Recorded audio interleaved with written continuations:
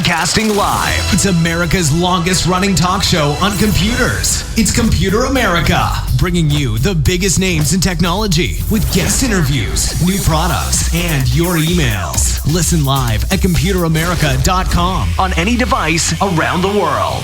Email the show at live@computeramerica.com or find us on social media. Be sure to check out our website for contests, giveaways, show notes, live video stream, podcasts, and more. You're listening to Computer America.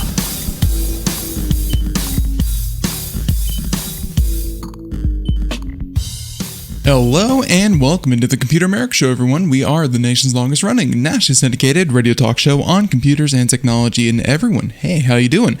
Welcome into the program. We have a great show planned for you with computer and technology news for the hour. A lot of stories, a lot of different stuff that we can, of course, talk about. And yeah, let's go ahead and get things started here with, of course, computeramerica.com. That's where you'll find everything, including past shows, future shows, all the shows, everything you need to know about Computer America. You can find it on our website. There, you'll also find reviews, articles, show notes, podcasts, links to social media, all that and more. And by the way, social media is the best place to keep up to date with, hey, you know, what it is we're doing, contests, giveaways, and all that good stuff. So everyone, yeah, I'm getting pretty good at that intro. Everyone, hey, welcome back into Computer America. Why don't we go ahead and get started with computer and technology news? So everyone, sit back, relax. Here we go. Oh, and happy Friday, of course.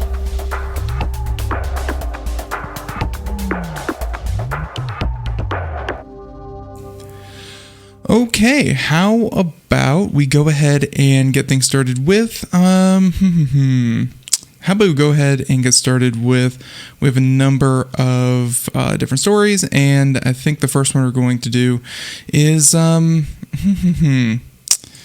How about this? This happened recently with, obviously, Apple's iOS 14.5 update. The 0.5 updates generally mean something pretty big happens. You know, it's not a complete overhaul or any kind of major overhaul, but, you know, there's some kind of substantial tweak to it. But this time, I think this may be one of the biggest effects a 0.5 has ever had on, you know, the ecosystem in general. Not just for Apple, but for technology as a whole. If you are an iOS user, then you probably have seen recently that, yeah, your phone is asking you for permission, or at least every app is asking for permission about your whereabouts, your history, your you know, your browser history, other apps installed, your contacts, all that kind of thing. And essentially, every app, or at least the iPhone, allows you to see what every app collects on you.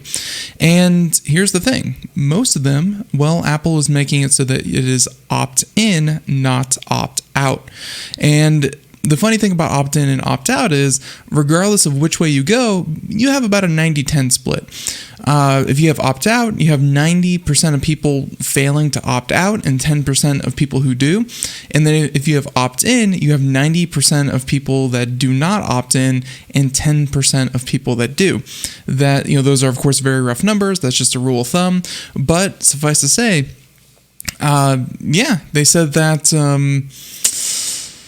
that means that for Facebook in particular, which is about how, you know, this article that we're going to be talking about, but it's how Apple, with their opt-in policy, made it so that Facebook is now tracking about 90% less iOS users.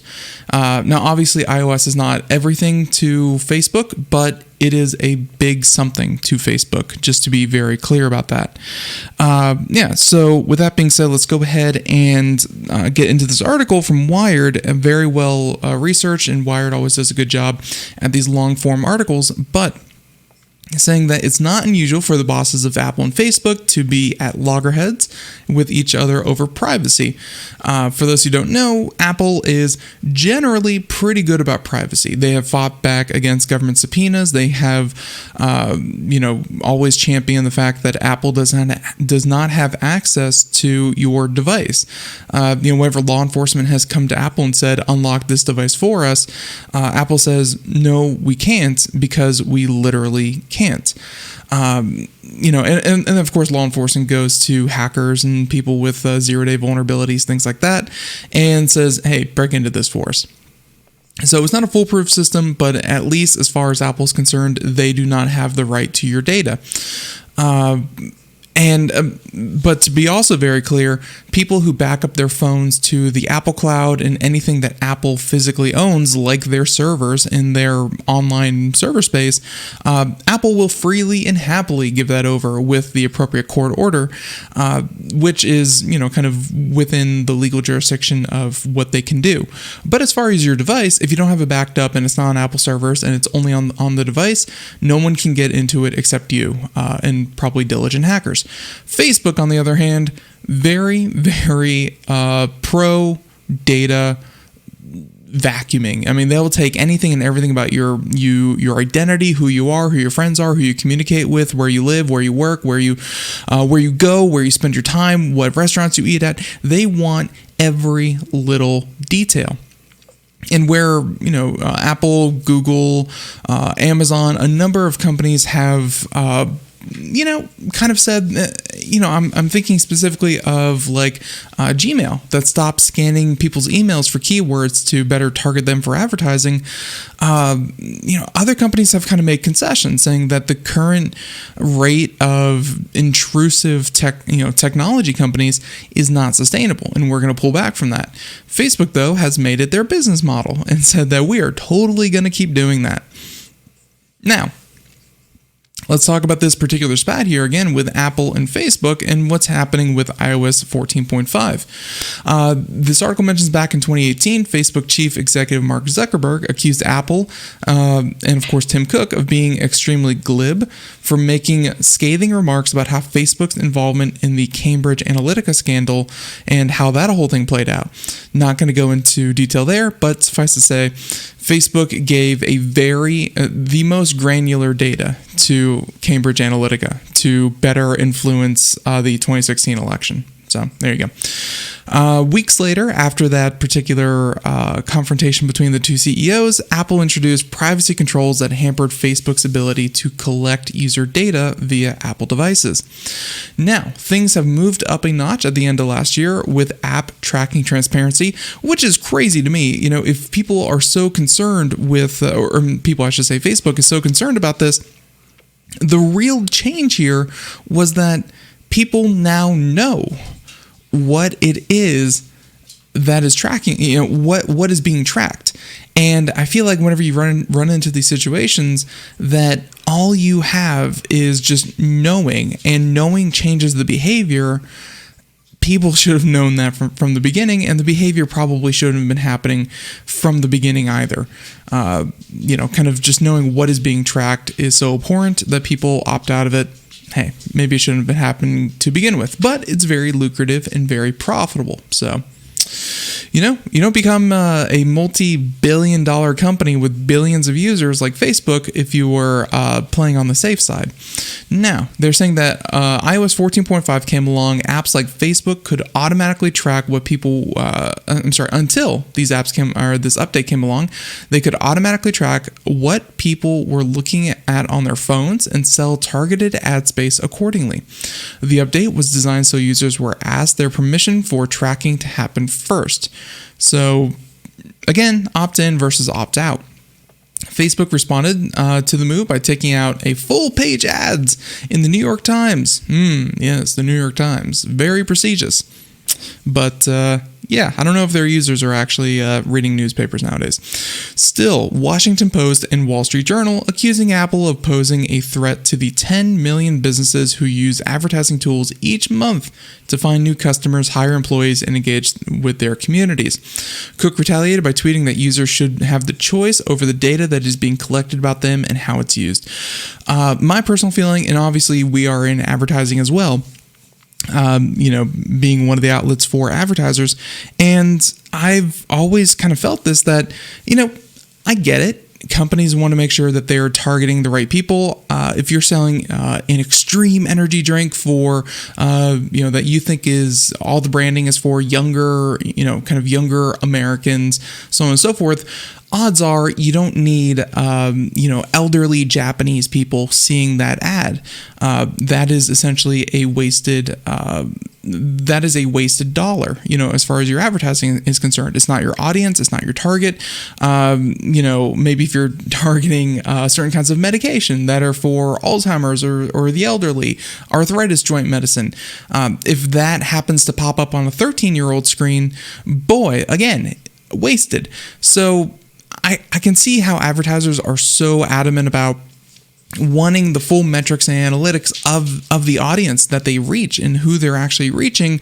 And if Facebook, Google, Amazon Web Services, if any of these people can really make sure that the people that you want to target are seeing your ads and nothing is wasted, that is extremely good. But it's not been necessary. For the past, ever since advertising has been around, you really don't get to fine tune it that much. Commercials on television, obviously you have, let's say Nickelodeon, Comedy Central, News, Animal Planet, TLC, you have these different channels that appeal to different audiences and you can kind of pick and choose from that. But by and large, you can't control who's looking at the screen. And that invention has only been in the last 10 years. And again, while it's very profitable, I don't know if it's very good that this would happen this way. So it's not always been this way, and for Facebook to say that things can't continue if we don't hyper focus, hyper target people, that seems a little, to use his word, glib. So they're saying that it may have looked a little more than a war of words between two rivals. They're saying that since the update went live last month, iPhone users have been opting out of data tracking on their devices in droves. According to an analytical company, 85% of worldwide users have clicked Ask App Not to Track when prompted, and with the proportion rising to 94% in the United States. You could see how for Facebook, whose main source of revenue is getting those analytics and getting those metrics, when 85% of your users suddenly become just amorphous blobs of, do not track my data, and 94 in your most profitable region, yeah, that's a big problem. That is extremely worrisome. So for an organization like Facebook, obviously,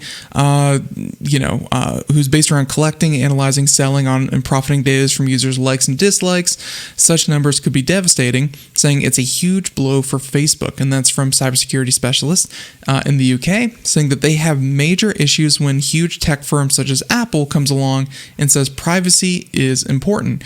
And that's the craziest thing. It's like privacy is important. It's just when Apple makes it easy and simple and I guess kind of obvious, then that's the problem. Not that privacy was never important. It's just that, to Facebook, it's the antithesis to their bottom line.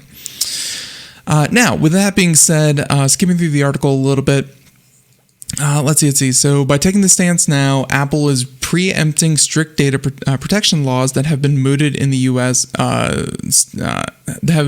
In U.S. states, including New York and Virginia, as well as the European Union. Obviously, the EU has the Draft Digital Services Act, and the U.S. proposals, which are modeling on an existing California law, would require user permission to be given for data to be used. It is a carbon copy of what iOS 14.5 has already introduced. So they're saying here that Apple is essentially going with the strictest of the already established privacy concerns that people may have. Now, remember, even though California is such an important state in the country. Don't get me wrong, all 50 states are great, in all the different principalities and territories of the U.S., but California is particularly big because if it were its own country, the state of California alone would be like the 5th largest economy in the world. beating many other countries all by itself. It's such a huge economy, and California does this thing where if you don't play by California's rules, you're not allowed to do business in the state. So you can't just exclude yourself in California, and therefore many companies, like whatever California proposes and passes is what sets the standard for the rest of the country. Obviously, if there are issues in, let's say, Virginia, like they just mentioned, I fully believe that they would have a nice little advertising campaign. They would have a war of words. They would even threaten to pull out of users of Virginia. That's why sometimes in the fine print you could say, all territories, available in all territories and states except for New Jersey, blah, blah, blah, blah, blah, blah. Companies are willing to pull out of certain states, but they're not willing to pull out of California. So obviously Apple has capitulated to the EU and California laws, and essentially, again, they're saying we are going to comply to the most stringent of legislation that's already out there, even though it's not worldwide, it's not US-wide, it's not EU-wide, because again, it's still draft and things like that, but they're going to make it strict so that it's not a huge shock when it happens. And when it does happen, which everything points to, it will happen, they're going to be able to say, we're already good. We've been there, we've been doing it, nothing changes, we're good. Now, they're saying that while that puts Apple ahead of the curve, it creates an even bigger problem for Facebook. That is in part because it will further restrict its ability to target ads to individual users, but also because the more these rules changes are spoken about, the more time it shines in the spotlight, and of course, it brings attention to what Facebook actually does with the data. Now, with that being said, Facebook still makes billions from advertising, but the world in which it operates is changing fast. How Facebook attempts to keep pace will be telling, and I gotta say that obviously Facebook has been doing a number of things. They've acquired different services. They've been purchasing, or they've developed things like Messenger. They've purchased WhatsApp. They have been doing a lot of things to grow the user base in general, and I think that, without reading the article here, but I personally feel that Facebook has the most users of any singular company out there. Like, they have more users than Google. They have more users than Apple. They have more users than Android. Facebook is the most used platform in the world. And that's what they're going to lean on to get them through this advertising shift that's going to happen over the coming years. The ability to track people to the most minute detail and be able to advertise them is going to go away. You can't sustain a business like that on 1/20th of the user base that you used to have, or at least 1/20th of the information that you used to have. But what I feel is that when it comes to all of this, they said, let's see. And so with that being said, I feel like Facebook is going to be the go-to advertising platform along with Google. And hey, access to the users is going to be just as important, but unfortunately, access to the user's data, not as important. Real quick though, these permissions on every single site I go to a source spot. Tried a couple of times to work through the choices that they give access. Took 10 minutes to read the legal stuff and select all the options. Then couldn't remember what was after. Cannot do that every time, so now I don't feel right. Just close it. I believe what you're talking about there is something a little bit different, but along the same lines. That is the European digital whatever. Essentially, that makes it so that websites have to disclose what they're tracking, give you permission to use cookies, things like that. I don't blame you, Tech Rob. I have never met a single person that has actually read through the legal jargon. You are probably the first person I know that has tried to, which is very cool. Every time I hear articles about people talking about the legal jargon in those end user license agreement that you have to click through to go to a website, they're very, in many cases, they're purposely misleading, purposely confusing, and many times outright contradictory to itself. Their copy and paste, they spent about 3 minutes making it from a template, and you are spending 10-15 minutes reading it, and they have no intention to hold you to it. By and large, if you ever go to a website and it says, here's what information we track, would you like us to track it? I personally click on, read more. And if there's not like a one-click button that says turn off all tracking or things like that, if it's not super simple to turn everything off or everything on, I also just navigate away from it. I really do feel like, hiding it behind confusing buttons, labels, press here, click here, exit here, that kind of thing. If they just make it simple, I respect them more and I click through and everything's good. Unless there's some super serious information that I need, I will go to another site that is much more easy to understand. Some websites do it better than others, but yeah, that is the exact same kind of conversation that we've been having here, though, which is websites have already had to do it because of the EU's legislation that they've been putting through. That's why I have to click accept cookies. Now Apple is essentially doing the exact same thing for apps and advertising. Now, with that being said, similar to Apple's strategy of proclaiming itself a privacy champion, it is a smart tactic for Facebook to put itself on the side of the little guy. Particularly with the Digital Services Act for the EU remains in their infancy, and by the time that Facebook will have done what it needs to do to comply, it will have bullied the EU by lobbying to get something it likes. And that's also, kind of another point that a lot of people don't know is that whenever I see those pictures of, I was about to say Wall Street, whenever I see those pictures of Washington sitting down to legislate, I always find it very fun that Facebook, Apple, Microsoft, they all have a seat at the table, like right there with, the elected officials that, thousands and millions of Americans have voted for and put them there. Right there are these huge super companies that get to put in their own language and say that, hey, no, this is not going to work for us. It's so weird to me that they get to sit there and talk about what works for them and what doesn't when they are the ones that kind of are in need of controlling. But hey, there they are. So anyways, to wrap this up, they're saying that less data is not no data, though. Facebook's problem, the problem Facebook now faces is that time passes and more developments like iOS 14 make users aware of how their data is being manipulated and is used to manipulate them. They might not want to give any of it up. Saying, quote, over the next 5 to 10 years, people will start to learn the importance of privacy and keeping their data. Facebook's business model is all about tracking, and they are not a social media company. They are an advertising company, and if they can track you, they can make more money. Apple has got nothing to worry about, but Facebook could be gone in 10 years. I don't think that Facebook is going to be gone in 10 years. Again, they have positioned themselves very well to have a huge audience, and that will never be worthless.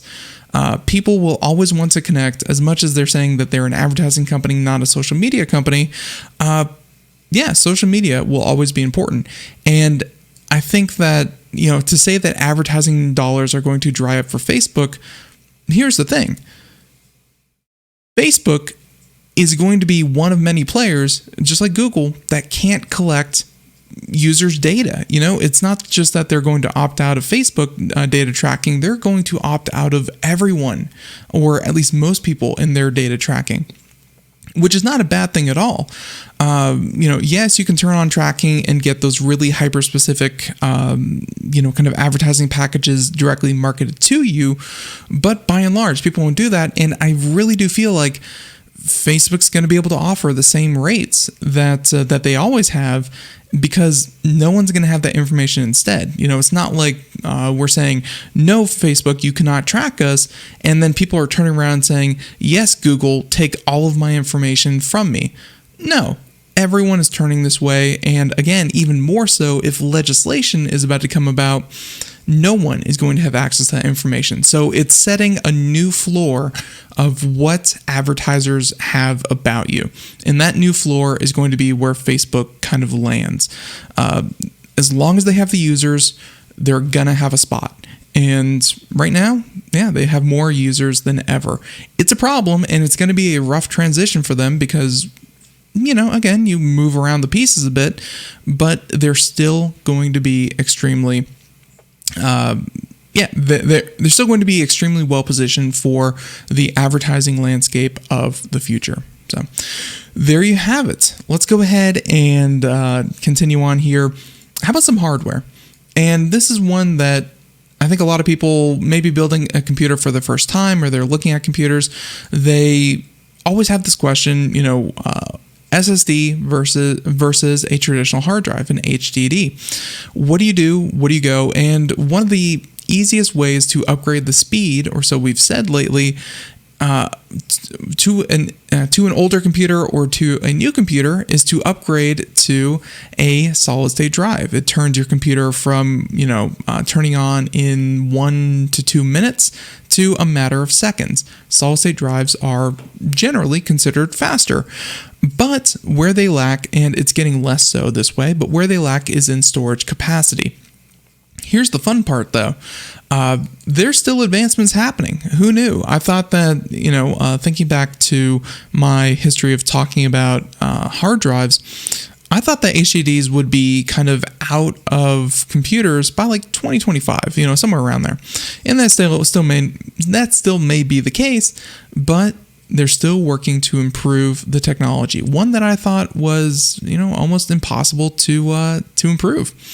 Seagate, the one, the only Seagate, has been working on a dual actuator hard drive, drives with 2 arms, which if you're seeing the video portion here, you can see, instead of just a singular arm for each platter, there are 2 arms, one for the inside, one for the outside of the platter. Drives with 2 arms and read-write heads per platter. For several years, it is its first production dual actuator drive, the Mach.2, is now available to select customers, meaning that enterprises can buy it directly from Seagate, but end users are out of luck, which is usually the case because, let's face it, so much research went into this, the speeds are impressive, what it can actually do, I'm sure that end users would love it, but they would not love paying what I'm sure is multitudes more than an SSD, let alone a single actuator HDD. Seagate lists the sustained sequential transfer rate of the Mach.2 as up to 524 megabytes per second, easily double that of a normal fast rust disk, and edging into SATA SSD territory. It is very fast. That's you have to get into some of the better SSDs to significantly beat that kind of thing. Now, the performance gains extend into random I/O territory as well, with 304 IOPS, which is operations per second, and 384 IOPS write. So read-write, 304, 384, and only 4.16 millisecond average latency, saying that normal hard drives tend to be about 100 to 150 and about the same average latency. So the latency stays the same, but these things are 2 to 3 times faster than traditional hard drives.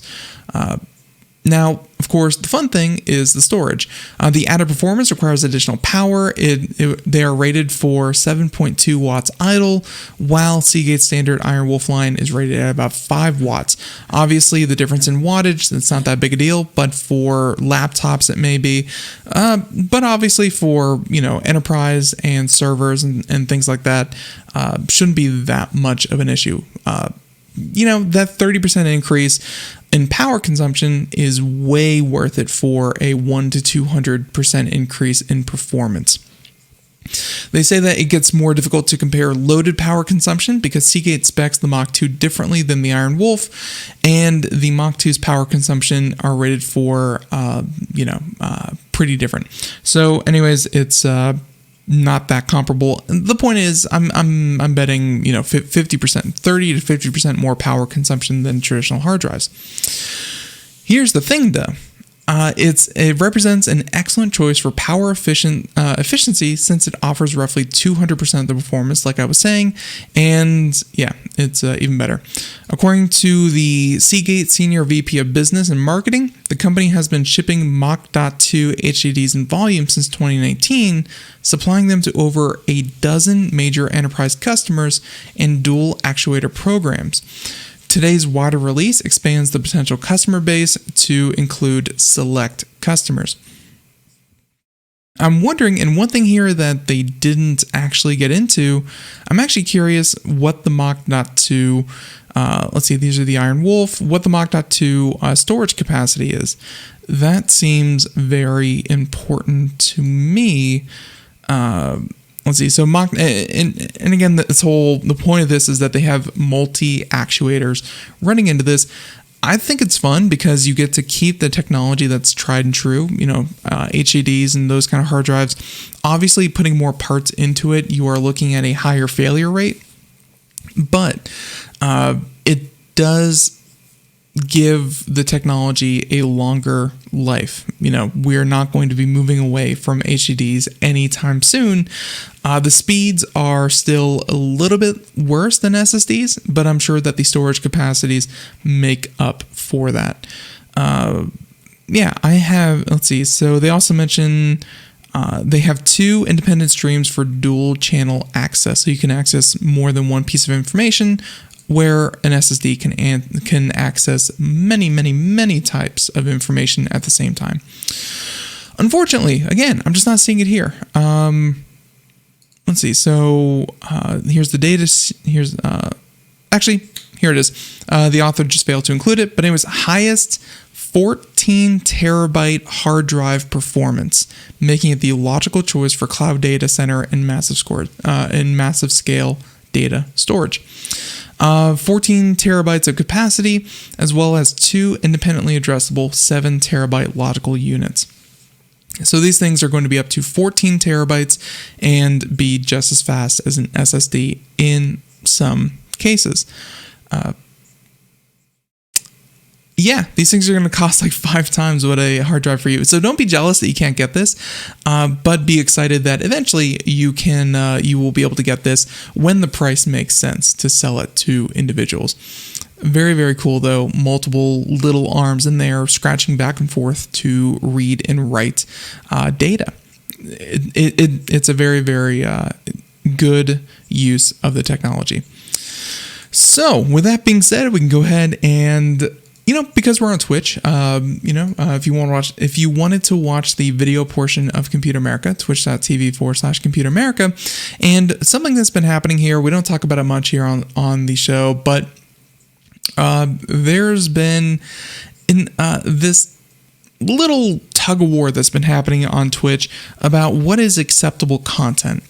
And, well, Twitch weighed in a little bit here because a lot of people have been pushing back against a recent, some would say scourge, some would say trend of hot tub streams.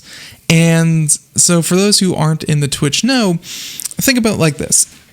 Twitch was originally Justin TV, and it was designed for video games, playing video games, streaming video games, doing video game things. And that has since changed. They've added the just chatting section where you literally sit around, just talk to people and, just shoot it. And then, of course, there in the just chatting section, there are people that find it enjoyable to sit in hot tubs, generally, and chat wearing more revealing attire. Not strictly pornography by any means, but it, to a lot of people, it kind of rubbed them the wrong way, because this was a site dedicated to video games, and now there was this big contingency of what someone would consider inappropriate. And obviously advertisers were also looking at this and going, this isn't what we paid for. This was, we're seeing people who are very scantily clad, in front of large audiences. And Twitch has always been a 13 and up site. So you have these women and men, both of them are doing hot tub streams, advertising what is essentially, and Tech Rob's kind of joking here, but others have kind of said that this is essentially softcore porn to teenagers. And and then of course the other side is, and this seems to be the side that Twitch is taking, which is, well, just because someone finds you attractive doesn't mean that, it is strictly pornography. It's a very fine line to walk, and Twitch didn't really have a good way to go about it, but they addressed the issue today, and their answer was a specific pools, hot tubs, and beaches category. Essentially, somewhere where you would hang out and do beach things, do hot tub things, and they gave it their own category. So that if you don't want to see that kind of content, just don't go to that kind of content category. If you're not into a particular game, you don't watch that particular game. If you're not into just chatting, then hey, you don't go to just chatting. And now there's another category that you can avoid or to another group of people specifically go to. So Twitch is launching a dedicated category for hot tub streams after claiming it has received pushback from advertisers and viewers. I would imagine advertisers more so than viewers were the impetus behind this. And they say that pools, hot tubs, and beaches category is meant to let creators stream what they want while also giving Twitch advertisers a more convenient way to prevent ads from running on streams that they do not approve of. They say that earlier this week, Twitch pulled advertising from some hot tub streamers without warning. That was kind of one of the things that set this all off, was that many people received revenue through advertising, based on the viewership that they had. They received subs and things like that without warning. Twitch would pull advertising revenue from streamers who were earning, $20,000-$30,000 a month. And they suddenly saw that go away, even though they were within the terms of service of Twitch. Advertisers still found that their content did not jive well with, kind of their goals and their brand. So saying that, So now this is, Twitch says that the ads were suspended at advertisers' request, and that it's now working with individual creators to restore ads where appropriate. And of course, they still got their sub money. They're still, they're still able to stream what they want. They're still able to be in hot tubs, and they're still able to get subscribers. But now they can do it in a category that is more appropriate to them. Because here's the thing: just chatting was where a lot of these hot tub streams happened. Just chatting is a very wide catch-all. You saw things like mukbang, which was essentially eating unhealthy amounts of food and eating together. You saw ASMR, which wasn't just chatting for a while. And of course, I think ASMR got its own category, which is doing weird things with microphones. I don't get it at all, so don't ask me. And then I think hot tub was just another trend that had kind of caught on to just chatting. I think that just chatting section is such a varied and different audience, because when it comes to every other category, it's video games. If you don't like that video game, go watch another video game. A video game is a video game. Just chatting can be anything, and that's where you get this really weird, cross section of people that don't have to be into video games. That can be into anything else, and so you end up with issues like these. So they mentioned that one particular streamer who was one of the platform's biggest streamers, her channel is now showing ads again, though it appears her hot tub streams have been removed. So I'm sure they mean like the VODs. Twitch says its policies on what is and is not allowed on the platform aren't changing. The company is not going to prevent people from streaming in hot tubs or swimwear.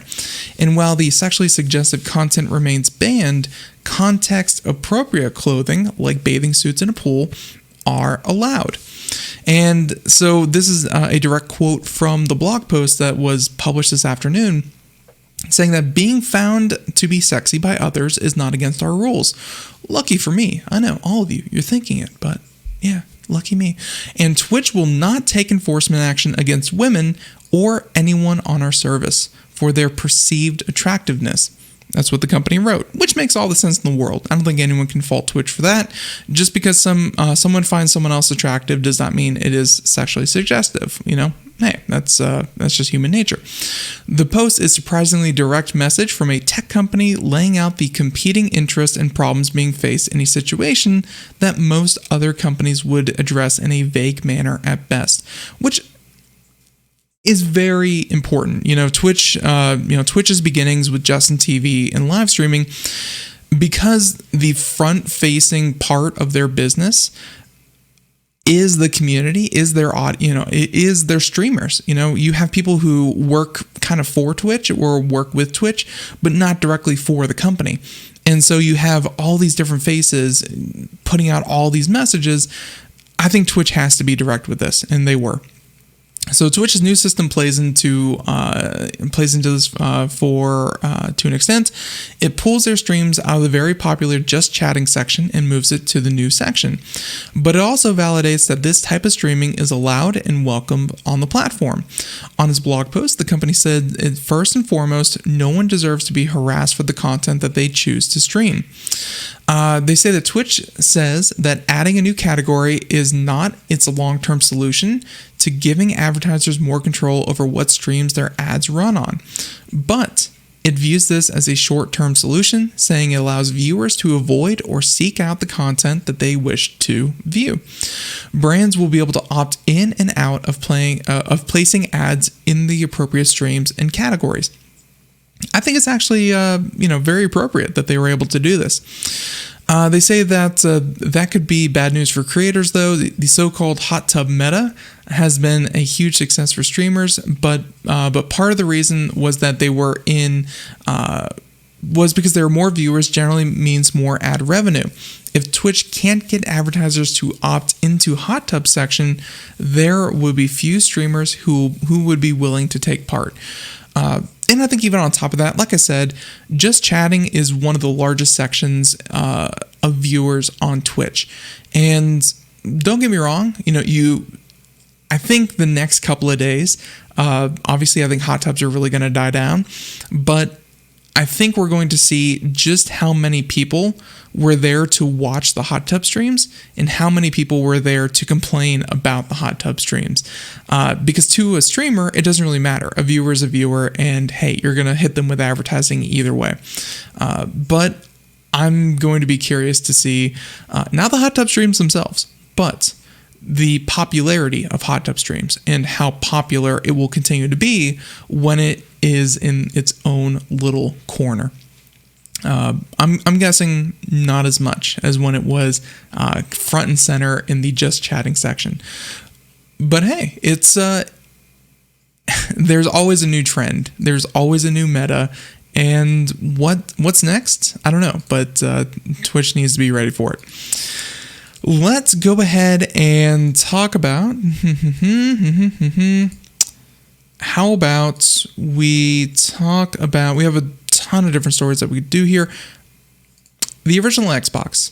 I had it. I loved it. It was great. I gave away to my neighbor. The neighbor kid, I think, broke a couple CDs and made it not work. I was very sad. I wish I still had my original Xbox, but I also know it's just nostalgia. It's nothing is forever, and enjoy the memories you have.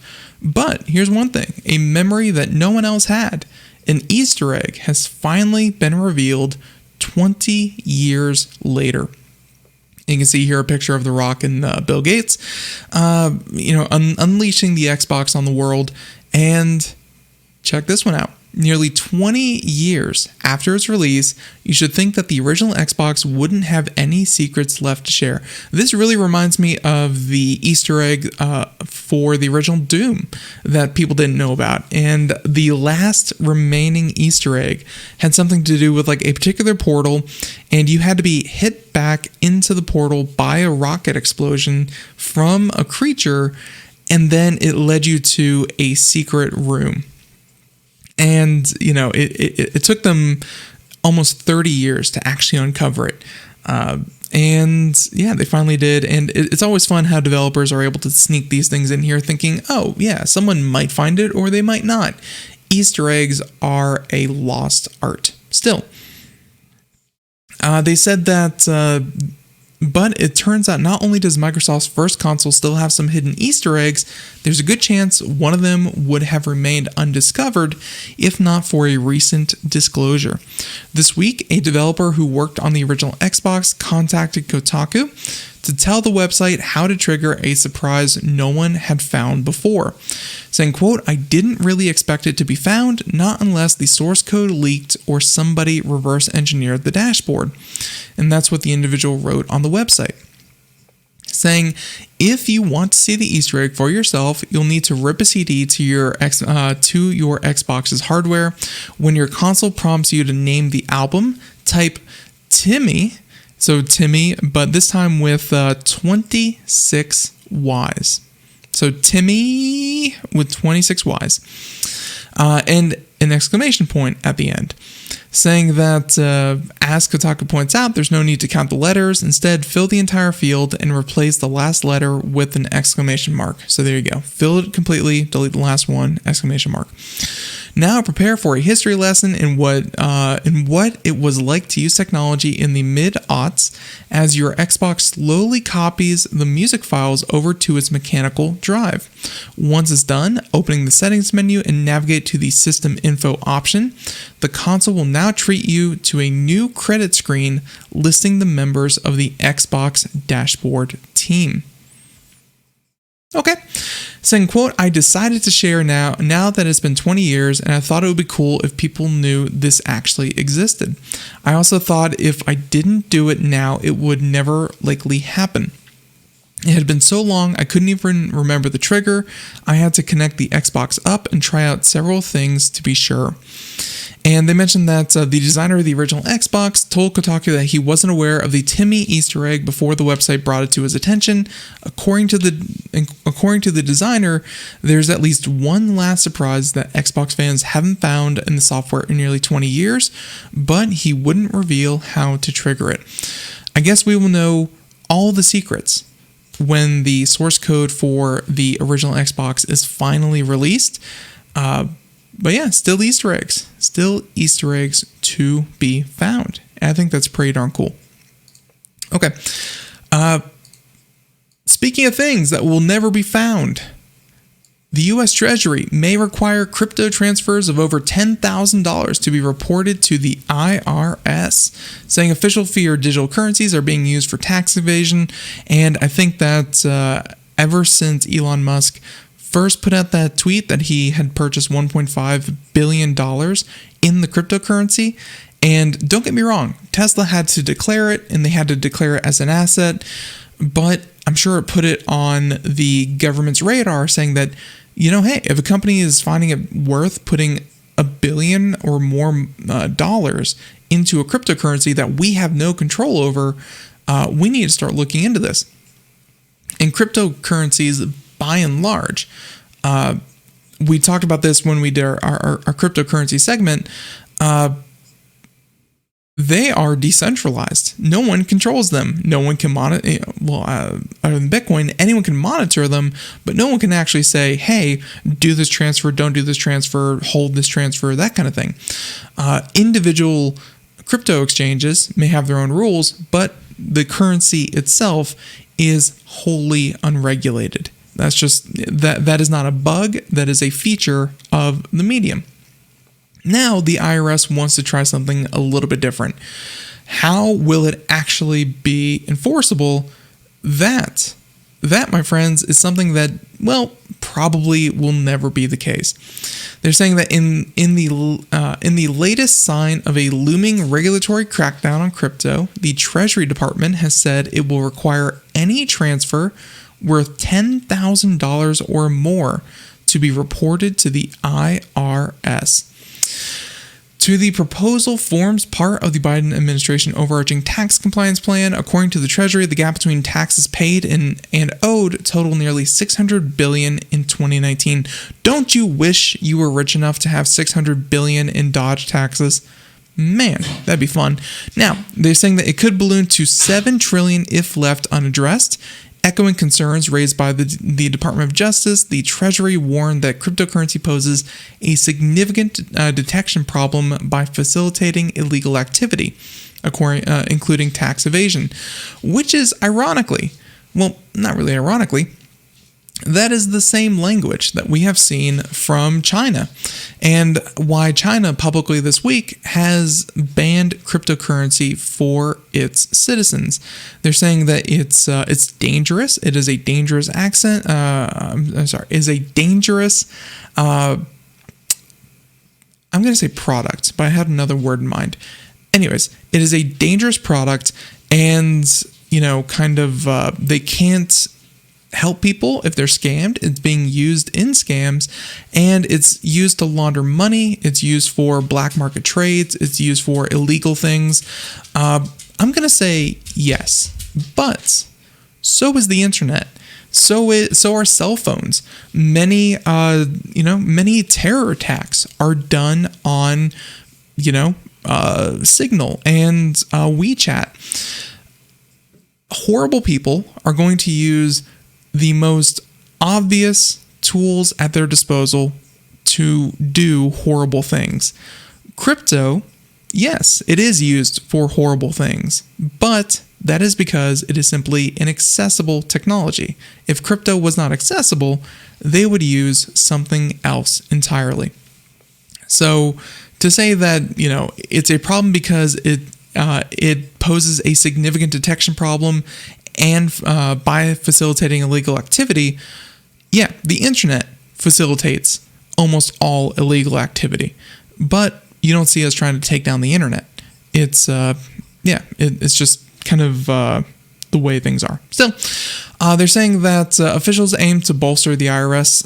The IRS through an $80 billion investment injection over the next decade. The plan includes the addition of 5,000 new enforcement jobs and a complete overhaul of the outdated IT system. That I think we can all get behind. The IRS woefully in need of an update. Following a period of immense growth, which saw entrepreneurs and institutional investors embrace a range of digital coins, cryptocurrency has sprouted to a market cap of about $2 trillion. Of course, when Bitcoin plummeted 30% after China banned banks and payment firms from accepting cryptocurrency, you saw about $600 billion just wiped out of cryptocurrency. It's still a very erratic market. And yeah, there's really no great answer here. So obviously the article also touches on the fact that Elon Musk and Tesla accepted but no longer accepted. Crypto, what a mess of an industry. So there you go. Let's go ahead and talk about this one because we haven't talked about this in about 2 weeks, and we should probably get one more update before the weekend. And again, everyone, I hope that you are having a great Friday, and I hope that you have a great weekend. But let's talk about Epic Games. Let's do something fun. Epic Games v. Apple by the numbers. Fortnite is worth that much money? ? And that is, of course, the question posed by Ars Technica. Mr. Kyle Orland, great author, love his stuff. And here he has a couple of diagrams showing what kind of what Apple and paid apps and subscriptions and really Fortnite revenues. It's huge. They're saying that, and this all has to do with a major court case for those who are left completely out of the loop. The court case, it has Epic Games and Apple both spending billions of dollars defending, smearing each other, just doing all kinds of crazy things to win public favor and win this court case. It's a very big influential court case, and this thing is going to be huge, whichever way it lands.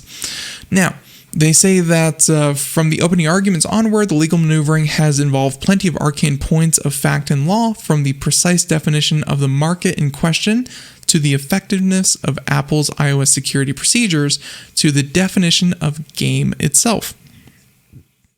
Yeah, there was an article that we didn't cover that the definition of game versus experience mattered a lot in this court proceeding. So they said that amid all that wrangling, the case has also given the general public increased visibility into the numbers that drive Apple's and Epic's business, saying that we've already taken a deep dive into the money-losing metrics behind the Epic Game Store revealed at the trial, and here's a quick rundown of some of the more interesting numbers, and you can see the numbers here, including the iOS gaming market, 75% proportion of distinct iOS games that are completely free to the end user. So, and they say that many make money off of in-game ads. 17% of those are games like Fortnite that are free to download and make money through in-app purchases. 6% are games that charge players upfront, and 2% are a proportion of distinct iOS games that are subscription-type apps. There you go. So, by and large, the majority of games on iOS are completely free to play, and yeah, they make money off of ads. 70% again were those who are free and make money through purchases. 6% charge money up front. 2% subscription type games. They also mentioned $20 billion, which is the total revenue that Apple raised from the App Store commissions between 2008 and 2017. And you can be sure that $20 billion is even more, including the last 4 or 5 years. 62% total proportion of App Store revenue generated by games. So games is a huge moneymaker for Apple. You can imagine how the largest game is, being Fortnite, would be huge money for Apple, and how they would not want to miss out on the revenue. They also mentioned 10% share of Fortnite players that played on iOS between March 2018 and July 2020. Fortnite monthly active users was about 11 million, and estimated percentage of iOS App Store users that use another device to gain access to digital gaming content, 92%. Blah, blah, blah. All that being said, these are all numbers that essentially outline that Fortnite was a huge moneymaker. Essentially $700 million, which was revenue generated by Fortnite on iOS before it was removed from the App Store. And about $237 million of those dollars was paid to Apple for commission. Is Apple overcharging for access to its iOS store? I don't think there's a company on earth or a person on earth that wouldn't agree with that. Yeah, Apple charges more than the industry standard, and probably too much. Should Fortnite be able to eschew the iOS store completely? Probably not. That's something that no one else is really allowed to do, and yeah, they probably should have just bitten the bullet or found some way to get a better revenue share. I think that everyone should have access to the 15%. When it comes to especially large companies like this, don't get me wrong, I think that Apple would hate to get $100 million reduction, but they should do like a lot of other people, which is, really, really, really low commissions on anything up to $1 million. And then they could probably do another tier where it's like $1 million to $1 billion, or let's say $1 million to $100 million. They receive a pretty basic, 30% cut. And then anything over that 100 million, maybe they should cut them back to like 15%, because clearly they've paid their dues. They've earned Apple a lot of money, and they should probably be able to do that. So with that being said, Epic and the Fortnite juggernaut, obviously, they mentioned a couple of these here. Fortnite revenue generated by PlayStation players, Xbox players, PC players, iOS player. Essentially, they're showing here that Fortnite received the least amount of their money through iOS. and the most through PlayStation, second most through Xbox, which would go to show just the market share that each platform has. But even on top of that, just the fact that iOS probably takes a bigger cut than a number of these other ones. Yep, I think that, this goes into total profit generated by Epic Games. The one comment I want to leave everyone with here is that if you think that this is Epic Games, the little guy, versus Apple, the huge gorilla in the room, don't be so quick. Both of them are multi-billion-dollar companies. Both of them, exist in many, many countries. These are two big companies that have probably no one's best interest at heart but their own. So, everyone, we're about done here. Thank you so much for tuning into the program. We'll catch you here next week. Everyone, have a great day. Thank you so much. Have a great weekend. We'll catch you here next time. Bye, everyone.